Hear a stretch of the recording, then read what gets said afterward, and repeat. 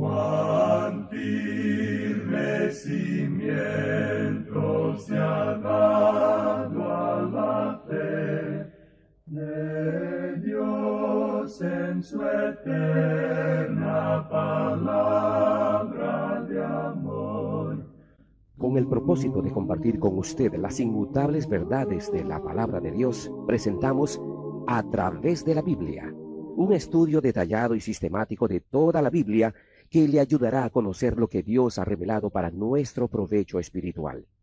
Estos estudios bíblicos fueron diseñados y elaborados por el Dr. J. Vernon McGee, versado maestro de la Biblia, quien dedicó la mayor parte de su vida a la enseñanza clara y sencilla de la palabra de Dios.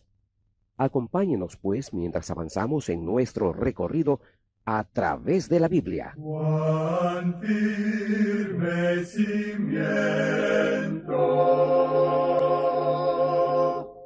la palabra de Dios. Es un gozo estar nuevamente con usted, amigo oyente, para traerle otro estudio de la serie A través de la Biblia.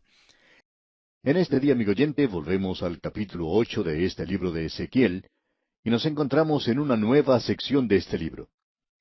Esto contiene una serie de visiones del profeta. Y, amigo oyente, ya hemos podido apreciar varias de las visiones que tuvo este profeta Ezequiel, por cierto que son cosas bastante sobresalientes y sorprendentes. Muchas de ellas son visiones que nosotros no podemos comprender, es decir, aquellas que se refieren a la gloria de Dios. Las otras son cosas comunes y ordinarias. Después de todo, cuando él habla de que un hombre se afeita, es algo bastante común. Ahora vamos a ver algunas de estas visiones que se mencionan aquí, y una de ellas, por supuesto la más importante, es la que nos permite ver algo de la gloria del Señor y la cautividad completa de Jerusalén, Israel. Y luego, el alejamiento, la partida de la gloria cuando se va del templo. Nos preguntamos, ¿por qué se fue la gloria? Aquí se nos dará algunas explicaciones. Hubo un alejamiento paulatino de la gloria. Creemos que comenzó durante el reino de Manasés, pero eso es nuestro punto de vista, claro. Vemos que hay muy pocos que nos siguen en este asunto, pero eso está bien. Si usted quiere tomar otro punto de vista, entonces se encontrará con la mayoría. Pero por supuesto, si usted quiere estar en lo correcto, sabemos que querrá seguirnos a nosotros. Pero de todos modos, dejando eso a un lado, aquí podemos apreciar un alejamiento paulatino de la gloria. Creemos que comenzó durante el tiempo del reino de Manasés, como dijimos, y ya veremos esto cuando lleguemos a ese punto. En nuestro programa anterior estuvimos considerando el capítulo 8, versículo 2, que dice, «Y miré, y he aquí una figura que parecía de hombre, desde sus lomos para abajo, fuego, y desde sus lomos para arriba parecía resplandor, el aspecto de bronce refulgente». Esto es parte de la visión de la gloria de Dios que pudimos ver en el primer capítulo. Aquí se nos dice, «Y aquella figura extendió la mano». Amigo oyente, Dios es espíritu. Él no tiene una mano como la suya y la mía. Pero cuando se nos dice que el dedo de Dios formó los cielos, comprendemos eso porque no podemos ver de otra manera cómo Él pudo haberlo hecho sin una mano. Y aquí eso se nos presenta en esta visión. Y aquella figura extendió la mano. También dijimos en nuestro programa anterior que creemos que Él fue arrebatado, o sea, Ezequiel, y llevado por el Espíritu de Dios a Jerusalén. No nos vamos a poner a discutir aquí el punto de si Él fue con su cuerpo o no. Pensamos que sí fue así, y que Él fue allí para ver por qué la gloria de Dios se estaba alejando de Jerusalén, y por qué Dios iba a destruir esa ciudad. Y lo que aquí tenemos es ese alejamiento.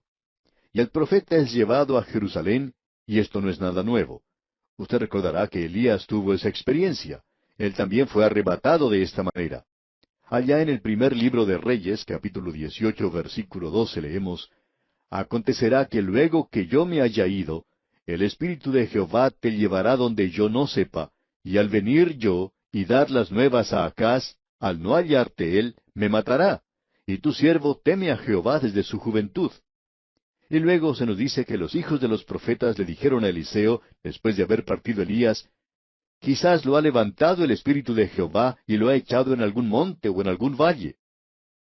Y luego, en el Nuevo Testamento, En el libro de los Hechos de los Apóstoles, capítulo 8, versículo 39, leemos, Cuando subieron del agua, el Espíritu del Señor arrebató a Felipe, y el eunuco no le vio más, y siguió gozoso su camino.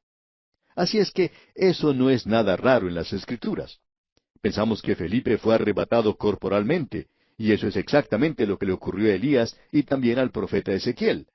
Él es llevado pues ahora a Jerusalén. Él fue tomado, y como él mismo dice en la segunda parte del versículo 3, me llevó en visiones de Dios a Jerusalén, a la entrada de la puerta de adentro que mira hacia el norte, donde estaba la habitación de la imagen del celo, la que provoca celos. Aquí tenemos una declaración que es bastante interesante en referencia a esta imagen del celo. ¿Qué es lo que se quiere decir con esto de la imagen del celo? En el libro de Deuteronomio esto es traducido como dioses ajenos o ídolos. También hemos hecho referencia al ídolo de Manasés que él colocó en el templo, y esto era una abominación y también una blasfemia. Y usted recuerda que Dios juzgó a ese hombre por eso.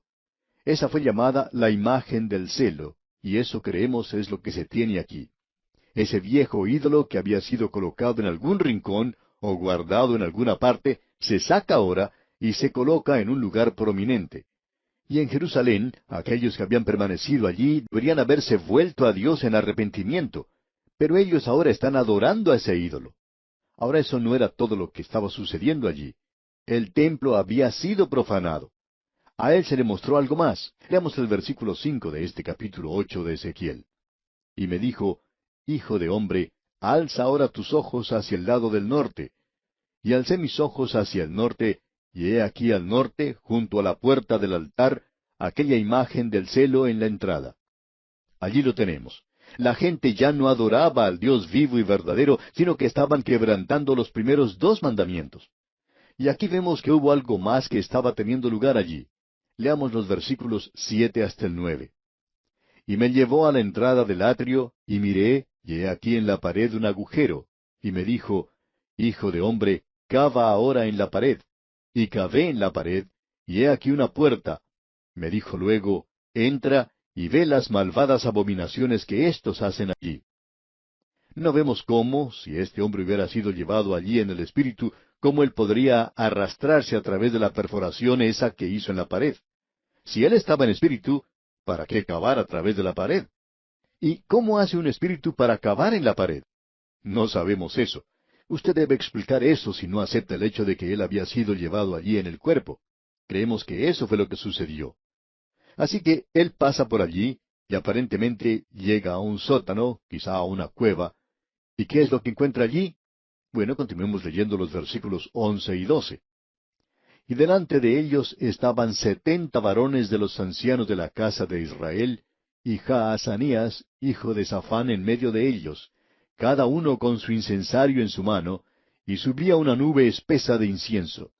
Y me dijo, Hijo de hombre, ¿has visto las cosas que los ancianos de la casa de Israel hacen en tinieblas, cada uno en sus cámaras pintadas de imágenes? Porque dicen ellos, no nos ve Jehová, Jehová ha abandonado la tierra. Usted se da cuenta, amigo oyente, que ellos ya no tenían en cuenta a Dios.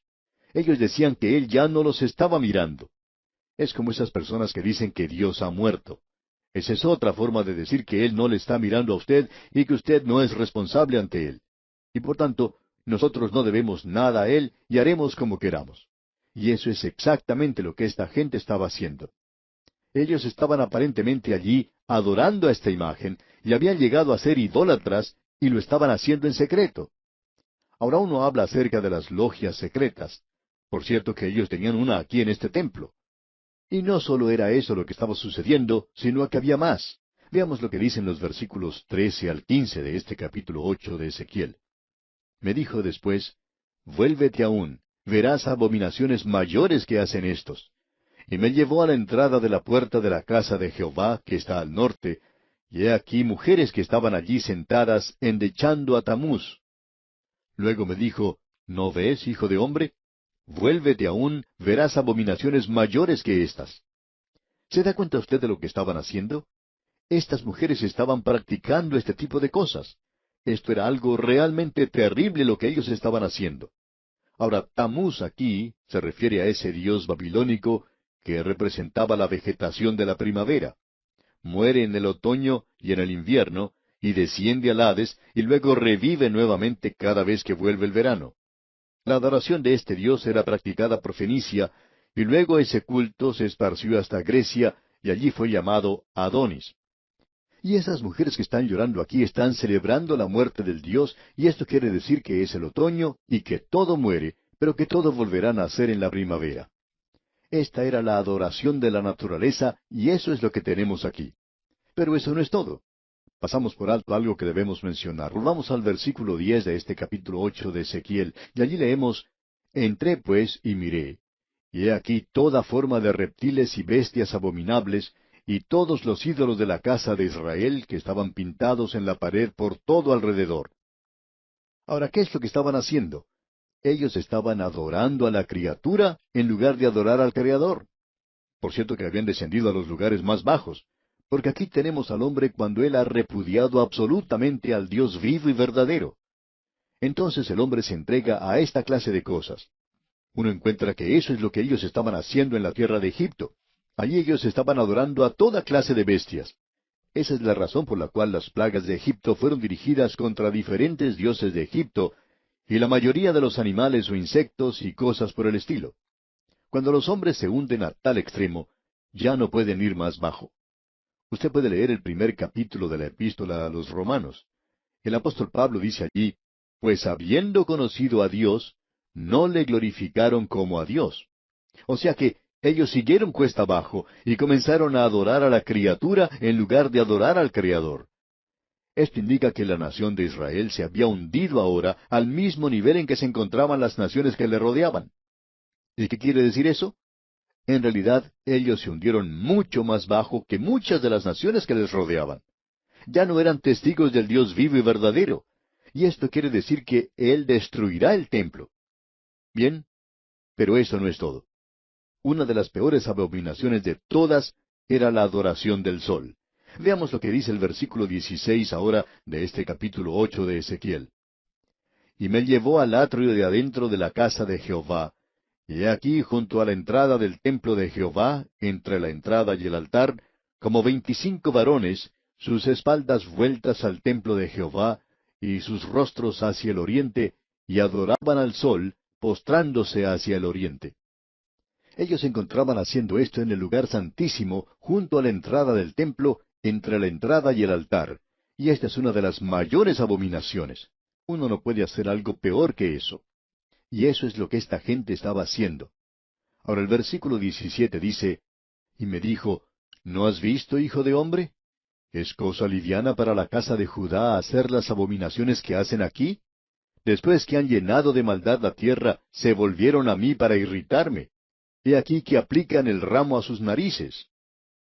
Ha habido varias formas de interpretar esto aquí. Los comentaristas judíos del pasado decían que esto habla de ritos religiosos degradantes, de lo más bajo que pueda haber.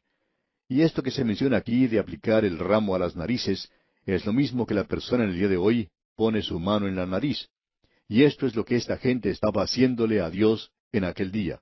Por tanto, podemos apreciar que Él está airado contra ellos. Entonces, aquí en el versículo 18 de este capítulo 8 leemos: Pues también yo procederé con furor. No perdonará mi ojo, ni tendré misericordia. Y gritarán a mis oídos con gran voz, y no los oiré. Ellos ya se han pasado de la línea. No pueden ir más bajo que esto. Y Dios juzgará ahora. Amigo oyente, Dios le ama a usted. Y Dios le salvará si usted se acerca a Él por medio de la fe y confía en Cristo Jesús. Pero amigo oyente, Dios también juzga, y Él es un Dios santo, y Él no pide disculpas por esto. Él es justo. Podemos decir junto con el apóstol Pablo: ¿qué pues diremos? ¿Que hay injusticia en Dios? En ninguna manera, dice Pablo. Dios es justo en todo lo que hace, y si Él juzga, eso está bien. Quizá usted no piense así, pero ¿ha pensado usted alguna vez, amigo oyente, que usted puede estar equivocado? Y puede resultar una gran cosa si esta generación de hoy reconociera que está equivocada y Dios tiene razón. Y permítanos confiarle un secreto que esa otra gente no conoce. y creemos que esto es un secreto entre nosotros nada más, y es este: Dios es justo y esta generación está equivocada. Dios juzgará el pecado. Ahora, en el capítulo 9 tenemos la gloria Shekinah que se prepara para alejarse del templo. Creemos que desde los días de Manasés existía este ir y venir de la gloria Shekinah porque Dios es misericordioso. Él no abandona a su pueblo de una forma petulante, digamos. Dios tiene mucha paciencia.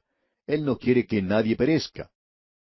En el versículo 2 y la primera parte del versículo 3 del capítulo 9 leemos: Y he aquí que 6 varones venían del camino de la puerta de arriba, que mira hacia el norte, y cada uno traía en su mano su instrumento para destruir. Y entre ellos había un varón vestido de lino, el cual traía a su cintura un tintero de escribano, y entrados se pararon junto al altar de bronce. Y la gloria del Dios de Israel se elevó de encima del querubín sobre el cual había estado, al umbral de la casa, es decir, al lugar santo, y el querubín sobre el propiciatorio. Allí es donde estaba la gloria. La gloria se eleva ahora, una indicación de la presencia de Dios que se ha alejado. Luego, siguiendo nuestra lectura en el versículo 3 y también en el versículo 4, dice: Y llamó Jehová al varón vestido de lino que tenía a su cintura el tintero de escribano, y le dijo Jehová: Pasa por en medio de la ciudad, por en medio de Jerusalén, y ponles una señal en la frente a los hombres que gimen y que claman a causa de todas las abominaciones que se hacen en medio de ella. Es decir, márcalos. Aquí tenemos a aquellos que querían estas abominaciones y que las están siguiendo. Y Dios dice: Yo les juzgaré. Pero este varón vestido de lino y que pasaba con este tintero de escribano, nos habla del remanente que Dios salvará en esa ciudad, lo cual él hizo. Ahora, estos 6 varones que se mencionan aquí son ángeles. No hay ninguna otra explicación. Y los ángeles son usados en juicio, y eso tiene que ver con el juicio de este mundo. Tienen que ver con la nación de Israel. Ellos no tienen nada que ver con la iglesia, digamos de paso. En el día de Pentecostés vino el Espíritu Santo. No fue un grupo de ángeles, sino que vino el Espíritu Santo. Y cuando el Señor Jesucristo saque a la iglesia de este mundo, no habrá ángeles allí. Pero cuando Él venga a la tierra a establecer su reino, entonces Él enviará a sus ángeles. Por ejemplo, en el Evangelio según San Mateo, capítulo 13, versículo 41, dice: Enviará el Hijo del Hombre a sus ángeles, y recogerán de su reino a todos los que sirven de tropiezo y a los que hacen iniquidad. Y luego en el capítulo 16 del mismo Evangelio según San Mateo, versículo 27, dice: Porque el Hijo del Hombre vendrá en la gloria de su Padre con sus ángeles, entonces pagará a cada uno conforme a sus obras, es decir, cuando Él venga a la tierra. Y luego el apóstol Pablo en su segunda epístola a los Tesalonicenses, capítulo 1, versículos 7 y 8, dice: Y a vosotros que sois atribulados, daros reposo con nosotros, cuando se manifieste el Señor Jesús desde el cielo, con los ángeles de su poder, en llama de fuego, para dar retribución a los que no conocieron a Dios, ni obedecen al Evangelio de nuestro Señor Jesucristo. En el libro de Apocalipsis uno encuentra la evidencia de que la iglesia ya ha sido arrebatada. Eso lo podíamos apreciar hasta el capítulo 3. Hasta ese punto la iglesia ha sido mencionada, pero después ya no hay ninguna mención de la iglesia. ¿Por qué? Porque ya ha salido de la tierra, y los ángeles llegan y tiene entonces lugar el juicio en esta tierra. Así que lo que tenemos ante nosotros aquí es algo de mucha significación. Luego él dice en el versículo 9 de este capítulo 9 de Ezequiel: Y me dijo: La maldad de la casa de Israel y de Judá es grande sobremanera, pues la tierra está llena de sangre, y la ciudad está llena de perversidad, porque han dicho: Ha abandonado Jehová la tierra, y Jehová no ve. Decían: Dios está ciego y no puede ver la tierra. Bueno, eso es lo mismo que decir que Dios ha muerto. Esa teoría duró muy poco tiempo. Se hizo popular por algún tiempo, pero no se arraigó. Una cosa es decir que Dios no está allí, que Él no sabe. Pero cuando uno se sienta a pensar esto bien, uno se da cuenta que eso es absolutamente absurdo, amigo oyente. Porque usted no haya visto a Dios, porque usted no tenga evidencia de Él, porque usted ha vivido lejos de Él hoy, eso no es ninguna prueba de que Él no exista. Yo nunca he tenido la oportunidad de visitar la ciudad de Tokio, en Japón, por ejemplo, pero creo que existe una ciudad llamada Tokio y que se encuentra en el Japón, y que es una gran ciudad. Pero yo nunca he estado allí, nunca la he visto. Sin embargo, creo que está allí. No podría actuar como si no existiera. Bueno, lo mismo ocurre con Dios, amigo oyente. Nosotros tenemos que reconocer que porque no hemos tenido ninguna relación íntima con Dios, eso no indica que Dios no exista. Y aquí la gente está tratando de decir que Él ha abandonado la tierra. ¿Por qué? Porque ellos han abandonado a Dios. Y en el versículo 10 leemos, Así pues haré yo, mi ojo no perdonará, ni tendré misericordia. Haré recaer el camino de ellos sobre sus propias cabezas. Amigo oyente, debemos decir que la destrucción de Jerusalén por parte de Nabucodonosor y la destrucción del templo por medio del fuego fue algo realmente terrible. ¿Quiere usted saber por qué Dios lo hizo? Él está diciendo aquí por qué. Y si a usted no le gusta, amigo oyente, lo sentimos mucho. Pero Él es quien está en control de las cosas, y si usted no está marcando el paso con Él, lo mejor que puede hacer es marcar el paso con Él. Eso es lo más sensato que puede hacer. Amigo oyente, si yo me encontrara con un león en la calle, no trataría de encontrarlo de frente. Yo me daría media vuelta y seguiría en la dirección que va el león, pero tratando de aumentar la distancia entre los dos.